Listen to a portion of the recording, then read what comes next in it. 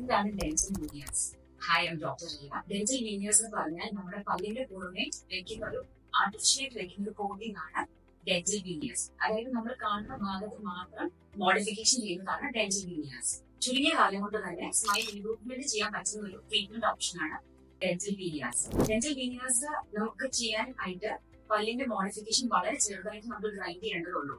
അതായത് ഒരു 0.3 to 0.5 millimetre വരെ നമുക്ക് ഗ്രൈൻഡ് ചെയ്യേണ്ടതുള്ളൂ. അതുകൊണ്ട് സെൻസിറ്റിവിറ്റിയോ അങ്ങനത്തെ ഒരു ഇഷ്യൂസ് തന്നെ ഉണ്ടാവില്ല. ഇത് നമുക്ക് എപ്പോഴൊക്കെയാണ് ഡെന്റൽ വീനിയേഴ്സ് ചെയ്യേണ്ടത്, എന്തൊക്കെയാണ് ഇതിന്റെ ഇൻഡിക്കേഷൻ? അത് ഒന്ന്, നേരിയ രീതിയിൽ പല്ല് പൊട്ടിയിട്ടുള്ള ആൾക്കാർക്ക് ഡെന്റൽ വീനിയേഴ്സ് നല്ലതായിരിക്കും. പിന്നെ പൊട്ടിയിട്ടുള്ള ചിപ്ഡ് ഓഫ് എനാമൽ ആയിട്ടുള്ള കേസിലും നമുക്ക് ഡെന്റൽ വീനിയേഴ്സ് ചെയ്യാം. പിന്നെ ഗ്യാപ്പ് ഉള്ള പല്ലുകളിൽ ഡെന്റൽ വീനിയേഴ്സ് ചെയ്യാം.